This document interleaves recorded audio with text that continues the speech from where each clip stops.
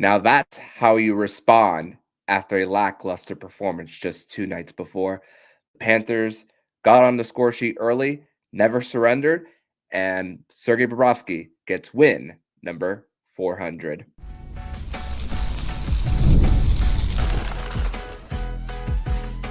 You're Locked On Panthers, your daily podcast on the Florida Panthers. Part of the Locked On Podcast Network, your team every day. And welcome into this Friday, October 25th edition of the Locked On Florida Panthers podcast, part of the Locked On Podcast Network, where it's your team every day. Thank you for making the Locked On Florida Panthers podcast your first listen of the day. I'm Armando Velez from the Hockey News. So you can follow me on X at Monoman12. Follow the show account on X and Instagram at LO_FLA Panthers. And shout out to the everydayers who come back here and get your daily Florida Panthers fix. Today's episode is brought to you by FanDuel. Place your first $5 bet and you'll get started with $200 in bonus bets guaranteed. Visit FanDuel.com to get started. So the Florida Panthers go into Madison Square Garden at the start of this very important stretch in this young season, where they played the first of their next 5 on the road, doing a little bit of a tour around the state of New York. And in this battle, this rematch of the Eastern Conference Final, they hand the New York Rangers their first regulation loss, and it was a game where the Panthers were pretty dominant, getting the first goal of the game, 3 goals in less than 5 minutes, only 1 goal the rest of the way. PK was outstanding for them, and really for the Panthers, it was really about them continuing to play their style, something that we saw very similarly to their performance in the Eastern Conference Final, where Igor Shesterkin made the game maybe a lot closer than it actually was, where something that I asked myself was, where have we seen this before in the middle of the game? But joining me on this edition of the show to break down this 3-1 win for the Florida Panthers, although it is a Friday, we do have someone sitting in for this edition of the show. On today's edition, to recap this 3-1 win, he is Florida Panthers historian Francisco Oporta. Francisco, welcome back to the show, my friend. And wow, what a way for the Panthers to start this road trip. I think if you had to describe it for the New York Rangers, it would be PTSD. Yeah. Because this is exactly what the Panthers did to them in the Eastern Conference Final. And it's exactly what happened with Igor Shesterkin, dragging the Rangers to even a modicum of a victory, possibly. I mean, he could have won this game if the Panthers just didn't have a constant onslaught. Yeah, and really for the Panthers, getting it 44 seconds in, I mean, a chip into the zone, a little bit of a battle. Etu chips it right back up to the down to Sam Reinhart, and then him finding Anton Lundell for his 5th goal of the season. And then less than 2 minutes later, Panthers rim it around the board. Gustav Forsling forces a turnover, and then Carter Verhaeghe, his wrister gets past the far side of Igor Shesterkin, which maybe he didn't see it due to Jacob Trouba being in the lane for Igor Shesterkin, so maybe he didn't necessarily see that puck clearly. But then the New York Rangers, I mean, the Panthers had the first shot of 5 shots of the game, and then the Rangers had the next 6, where in the middle of that, Alexis Lafreniere kept the puck in the zone, rimmed it around. Mackie Samoskevich loses a battle to Adam Fox, and then Lafreniere drives. Bob commits to his right, and then Lafreniere easily gets it back to the backhand to make it 2-1. But for the Panthers here, for them, the fact that for this one, the best way I could describe it was just their ability to just get out of the zone in transition and really work the puck to get it in the slot, and also how they were able to get their chances off the rush. After 40 minutes of hockey, they had 10 odd man rushes. So just when you're thinking of a team who doesn't have to force much on the rush, they were really matching speed for speed against this New York team. I really liked the way that the Panthers broke up a ton of plays by the Rangers. Sticks on the ice, not letting them get any sort of clean passing lanes, and not letting up, of course, fantastic forecheck as always, and not letting up with regards to not even letting the Rangers have any sort of sense of rhythm in this game. There was maybe 2 or 3 points in this game where you could say the Rangers had something going on, Bob would bail the Panthers out. They had their chances. I can't say that the Rangers didn't have their chances. And Bob earned his 400th victory definitely today. But the overall play of the club really, really stifled the Rangers' rhythm. Yeah, and Bobrovsky setting really the tone when the Panthers went to the box just less than 5 minutes before the period ended. I mean, Rangers get a face-off win. They get it to the slot back to the point, and then Chris Kreider having not one but two opportunities. Bob goes a little bit up in the crease and then lays down to make a second stop, and that really for Sergei Bobrovsky really setting the tone for this one in this game. And I mean, their legs were really going into this one for them. And I mean, for also when you think about also just the ability to recover after a loose puck.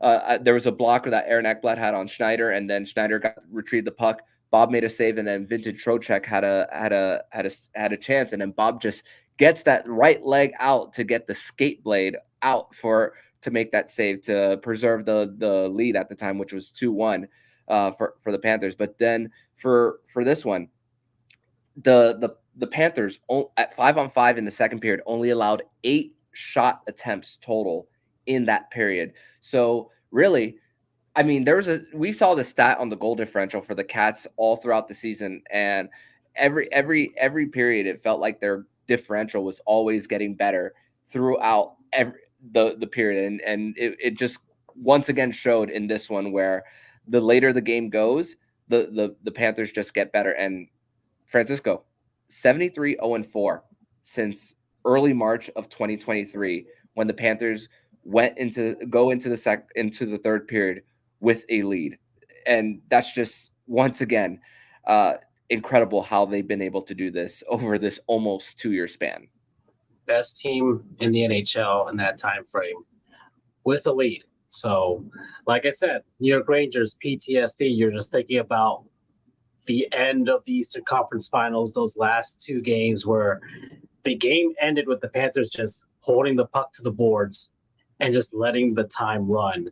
And you could feel it with regards to how the Rangers were just trying to get something going, especially towards the end when they had the 6-on-4 with the empty net. And even then, they still couldn't piece it together enough to get enough shots on net to get any sort of opportunity to bring it within one and then see if they could make it interesting. The Panthers really held it down. And at this point now, 2 seasons under Paul Maurice, you as a Panthers fan and as anybody who's watched this team grow over this time period, of course, winning the Cup, you start to feel that sense of, I guess, relief when they're coming down the stretch of those last 5 minutes. It was always like the cardiac cats, and you just have your heart pumping. But now there's a calming aspect to the Panthers having the lead, where you just feel like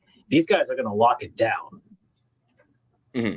Yeah, and especially, and like you mentioned, that 6-on-4 for the Panthers, where they were able to just get a quick chip out of the zone and just reset everything. And I mean, Jesper Boquist playing just heavy minutes up there with Sam Reinhart. I mean, the 4 lines were going, even though they're still having a defenseman in the mix with Uvis Balinskis as part of that, playing alongside Patrick Giles and AJ Greer there, which AJ Greer, I thought he also had a strong game where he was getting in on that forecheck and just keeping the puck in the Rangers zone, and them being able to just get those crisp line changes for them. And Sam Bennett getting the third goal of the game for him. And the goal happened after an icing. The Panthers brought it up the ice, got in deep, were able to get a change. Carter Verhaeghe was in on the forecheck on that one. And that play, every Panther touched the puck on that one right before it went low to high, point to point, right before Sam Bennett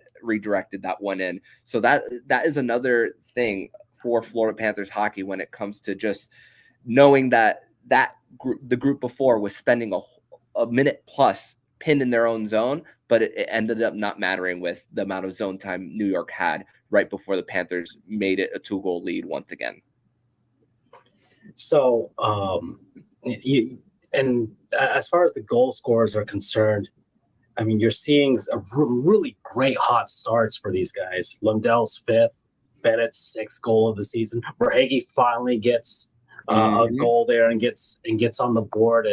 And obviously, one of the questions asked to Paul Maurice after the game was regards to Carter Verhaeghe and just the relief of him having scored a goal now this deep into the season. And there's always this confidence with Paul Maurice with regards to Verhaeghe. At this point, Verhaeghe has nothing more to prove to anybody. Yeah, we know he's going to get his points. We know he's going to get his goals, and we could see it happening. We could see the build-up over the last couple of games, especially where Verhaeghe's just on the store, right there. He's just about to get it, and he finally broke through today.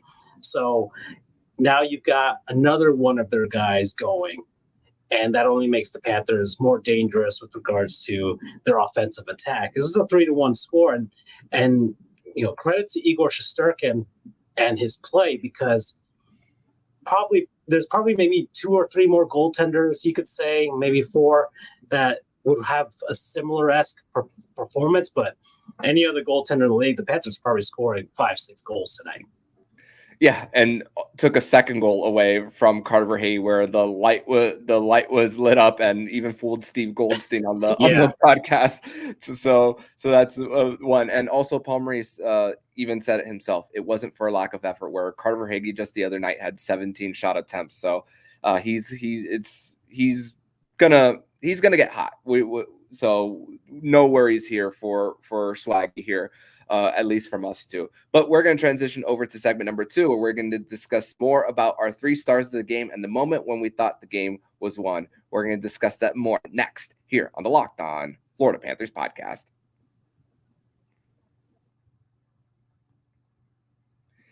Today's episode is brought to you by Prize Picks. And you can now win 100 times your money on Prize Picks with as little as 4 correct picks. You can sign up today and get $50 instantly when you play $5. You don't even need to win to receive the $50 bonus. It's guaranteed. If you think that Tyreek Hill will get more than 83.5 yards now with Tua Tagovailoa coming back, you could do that all on Prize Picks. And also for the Miami Dolphins, maybe Tua Tagovailoa gets 200 passing yards. So you could, if you want to see those chances, you could do that all on Prize Picks. So you download the app and use code LOCKEDONHL and to get $50 instantly after you place your first $5 bet. And you could do that all on Prize Picks. Run your game. Segment number 2 here on this Friday, October 25th edition of the Locked On Florida Panthers podcast. Thank you once again for making the Locked On Florida Panthers podcast your first listen of the day here on a Friday, as the Florida Panthers are capping off a 3-1 victory on the road at Madison Square Garden for the first of this 5-game road trip, starting it off with on a great note for this road trip as they tour New York State right before going to Finland for the Global Series. And let's get to our 3 stars of the game for the Florida Panthers here on this Thursday night for them. Number 3, Carter Verhaeghe. Like we said, it hasn't been for a lack of effort for how he's been able to just get his shot off, but just not being able to find the back of the net. I'm refreshing the screen real quick. I believe he led the Panthers in shots. Yes, he did lead the Panthers in shots with 6. So he was very strong on the puck, getting those shots from distance, getting in front of the net. So he is my 3rd star of the game for the Panthers. Number 2, Aaron Ekblad.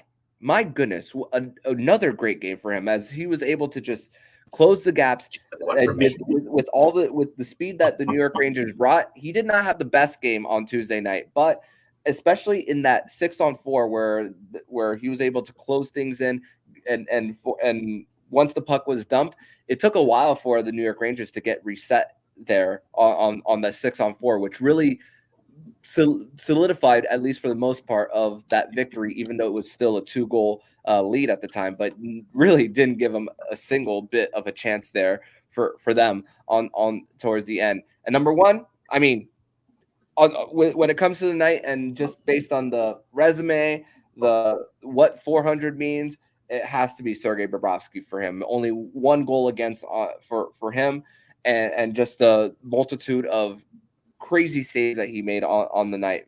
And like I mentioned earlier, the one with the skate on Vincent Trocheck was a huge one at the time for him on the penalty kill for that. But so how about you? Your 3 stars of the game? Well, he took Ekblad away from me. He did have a really good game. Probably one of his probably the finest game he's had this season so far. Especially he breaking up that 2-on-1 play that was coming towards Bob. That could have been an opportunity for the Rangers to score there. So he played a really, really flawless game for the most part. Yeah. As far as let's give it to another guy. I mean, AJ Greer. Let's give it to another unsung hero. Especially because you hear the comments from like Paul Maurice and everybody after the game, just giving credit to these guys for allowing the other boys to rest while he's out on the ice with the forecheck and not letting the Rangers out of their zone or out of and just keeping that pressure on. And I thought that was part of the thing I noticed most about this game is that the Panthers, when they had that pressure on, they just didn't let up. They didn't let up for like the longest time. And once more, going with the whole aspect of the rhythm, the Rangers could not get into any sort of rhythm whatsoever, couldn't get settled, and had very few chances to really set anything up. And I think guys like AJ Greer are. I try to notice the new guys on the club, the guys that weren't part of the Stanley Cup championship last season, and seeing how they're meshing with this system now that the other guys have had 2 years under Paul Maurice, and I'm liking what I'm seeing so far from the Volkers brothers and Greer himself. So we're seeing that plug and play, ability for the Panthers to find guys that can be plugged and played in this system. And we know exactly how Bill Zito wants the team constructed and how Paul Maurice wants the team to play. And finding guys that can fit within that system, it's really going to help the Panthers in the long run when they do face salary cap concerns and they do have to look at, let's say, once we get to the trade deadline and seeing which other guys can fit in this system, because it's incredibly invaluable. And having these guys step up and being part of the system without failing in any sort of manner, it's as if they had always been there. Mm-hmm. That's a huge plus. And Bob is first starter. He has to be.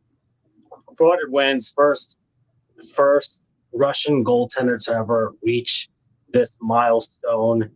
Did it in the fastest amount of games. Paul Maurice said it, especially at during his part of the post game, how he did it without playing for any real elite teams for like the longest time. He was on the Flyers club, and then of course was traded out to Columbus. And the Blue Jackets, they had some flashes of success here and there, with maybe 2 seasons, right? But Bobrovsky was playing a lot of losing seasons with the Blue Jackets. Had flashes of brilliance with, of course, defeating the Lightning in 2019.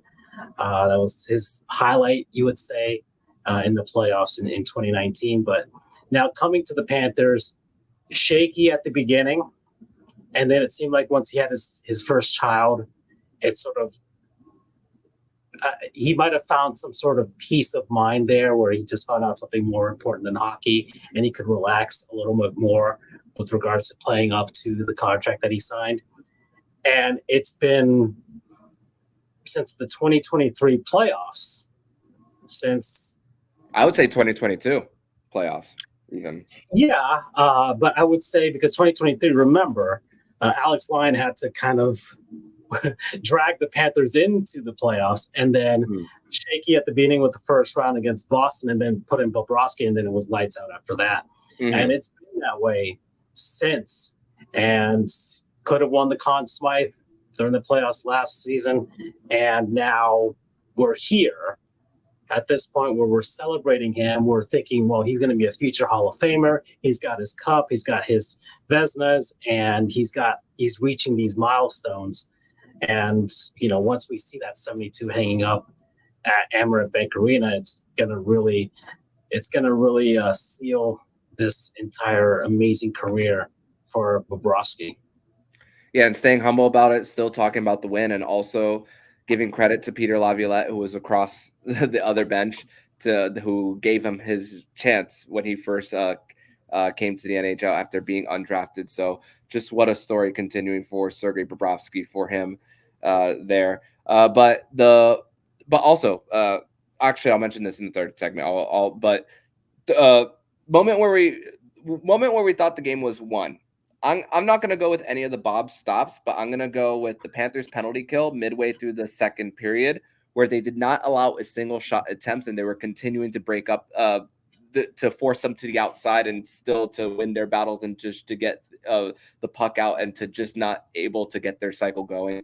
And you're talking superstars like Panarin, Zibanejad, and all, which Zibanejad did not have a single shot on goal. The Panthers were forcing turnovers. There was one shorthanded chance earlier where Ekblad broke it up, and then Etu goes on a 2-on-1 with Lundell, and it's funny because even with the Panthers' chances, there was a lot of missed shots on the night. So, but still, the Panthers were able to still force them to the outside, and their penalty kill, just a lot to be pleased with as well. So, but your moment where you thought the game was won?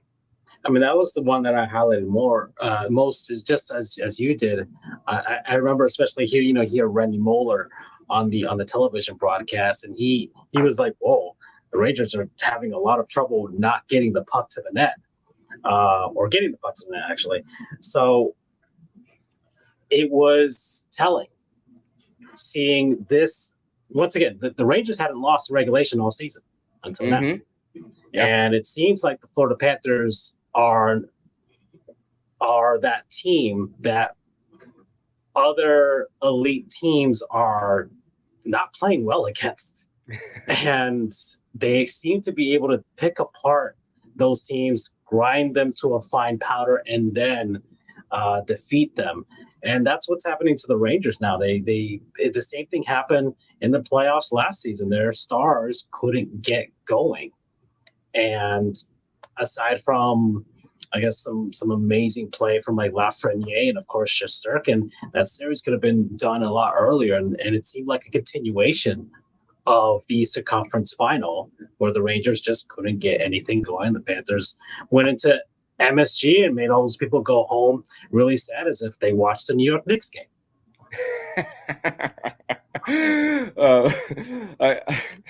Sorry, was not expecting that one from you there, but yes, but Panthers continue to play similarly as they did in the Eastern Conference Final against the Rangers, and hopefully we will see this once again when the Panthers do meet the New York Rangers later on in the year at the end of December, when they make their annual trip to South Florida during the Christmas/New Year's break for the year. But we're going to transition over to segment number 3, where we're going to quickly turn around and the Panthers are going to make a little bit of a trip east to Long Island, and we're going to talk more about that game coming up on Saturday night next here on the Locked On Florida Panthers podcast.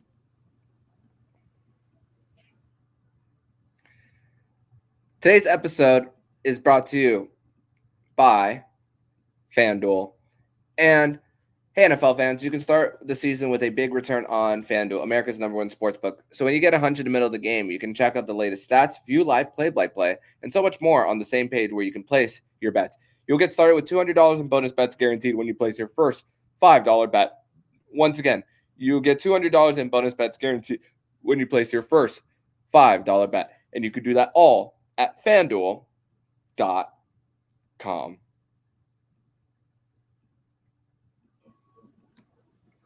And once again, I'd like to thank you guys for making the Locked On Florida Panthers podcast your first listen of the day here on a Friday.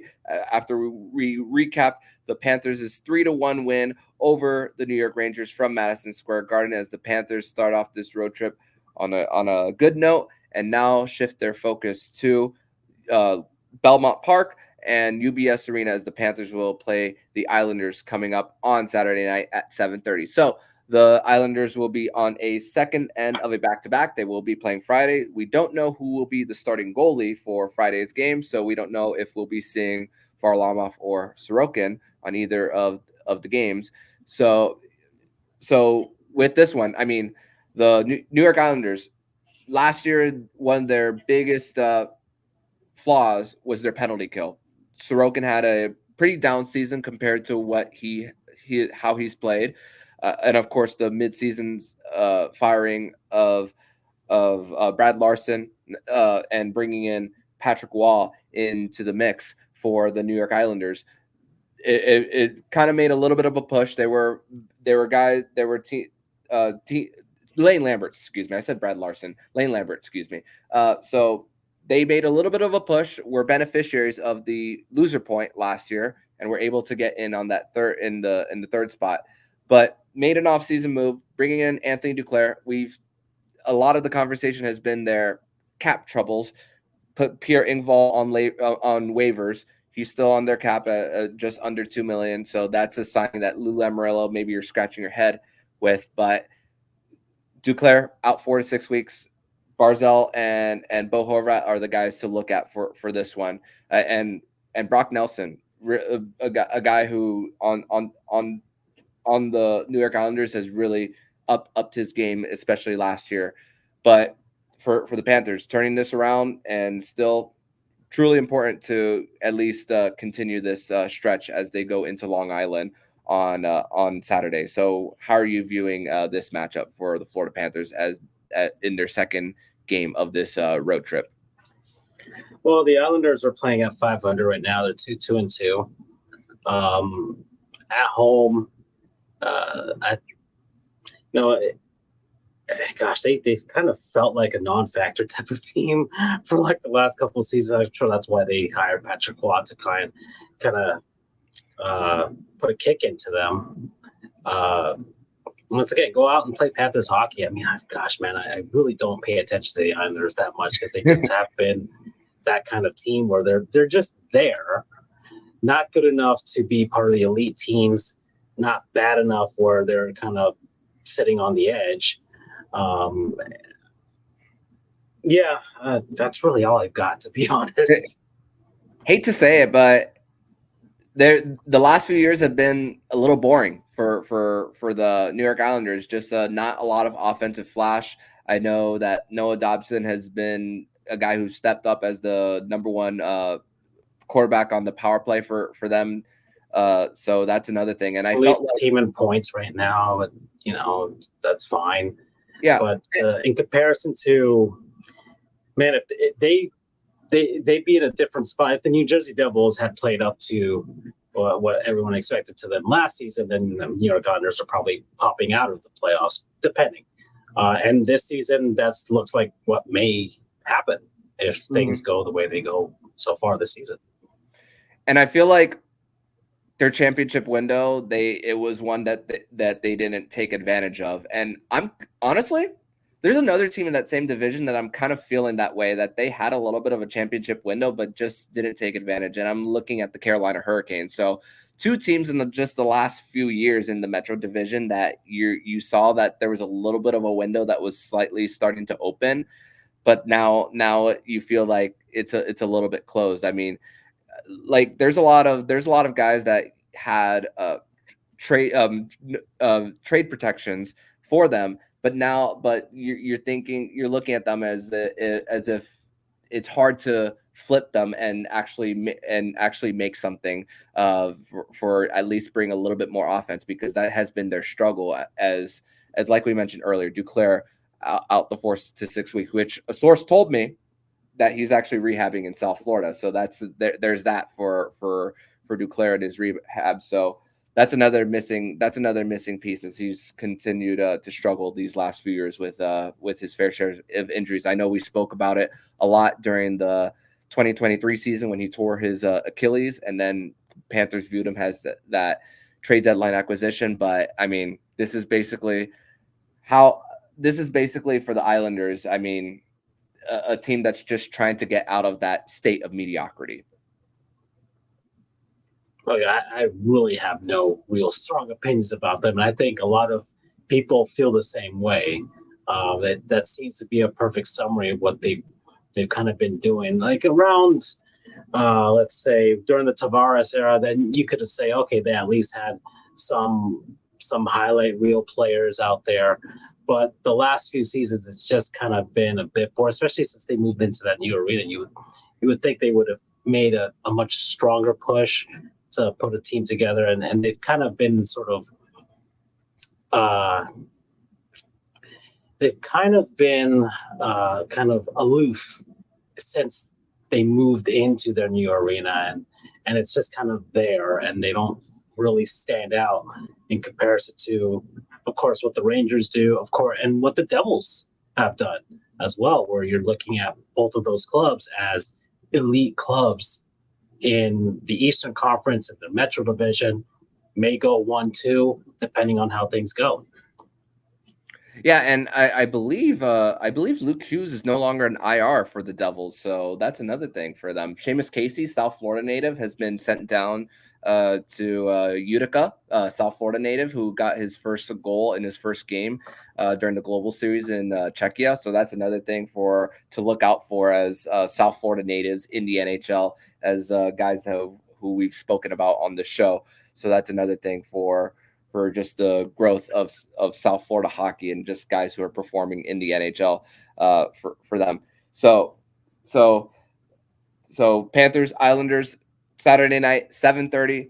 There's a lot of sports going on in the. You'll have the Canes facing Florida State. You'll have the World Series, and you'll have Panthers hockey. So, will you have 3 TVs on, Francisco, on Saturday night? Well, I don't want to see what's going to happen to the Seminoles because it's going to be bad. And well, there's NBA basketball as well. Miami Heat season has started too, and I'll be watching the Panthers, and I'll just leave it at that. And then I guess the World Series, everybody, Major League Baseball got what they wanted. Got your Yankees, got your Dodgers, and we'll see how that goes. And they'll get all the ratings, and it'll be the most successful World Series in 40 years or something like that. They'll probably say something like that. Yeah, we are 2 Florida State fans covering a South Florida team, and we are not ready for the Miami Hurricanes to manhandle Florida State. So, Canes fans, you can talk all the smack you want. I'm prepared. I'm as prepared as can be for that result. But hey, we got Panthers hockey to forget about what's going to happen there. But Francisco, I want to thank you so much for joining me on this edition of the Locked On Florida Panthers podcast as the Panthers win 3-1 over the New York Rangers and start off this road trip once again on a high note and have continued to own the New York Rangers once again. And tell everybody where they can follow you online, my friend. Yeah, at FLA Cats History on Twitter, or X, what do you want to call it. Panthers History on TikTok, and then, gosh darn, I have Instagram as well. FLA Panthers History on Instagram. I'm currently doing a collaboration with Jerseys 305, Jerseys _305 on Instagram. We are going to be designing some Panthers historian, a jersey, Vice style jersey, the F logo that I have here on my hat, just in the Miami Heat Vice colors, the blue, the pink, black, and white. And we're going to be coming out with a limited edition series of those jerseys, Adidas jerseys as well. So they're high quality, and I'll be posting about that. I've already posted a teaser already on my X account, and so I'm seeing some of the prototypes. I've shown Armando already, and he's got the teaser there a little bit there, but I've already shown him what the jersey is going to look like, and we're still finalizing it. And it'll be really good when it's finished. So I hope whoever goes out and naps one of them is very happy with the result. And make sure to keep following them at FLA Cats History on Twitter so you can see more of the information when it does become more public. So, Francisco, thank you so much once again, and I will see you next time, my friend. All right, go Cats. And if you like what you're hearing, please subscribe to the podcast to be notified every single time the Locked On Florida Panthers podcast jumps into your podcast feed. Don't forget to also subscribe to the other shows on the Locked On NHL Network, including Locked On NHL, Locked On Fantasy Hockey with Flip Livingstone and Steel Roden, and Locked On NHL Prospects. Thank you once again for making the Locked On Florida Panthers podcast your first listen of the day. So I'm Armando Velez with Francisco Oporta, and you've been listening to Locked On Florida Panthers podcast, part of the Locked On Podcast Network, where it's your team every day.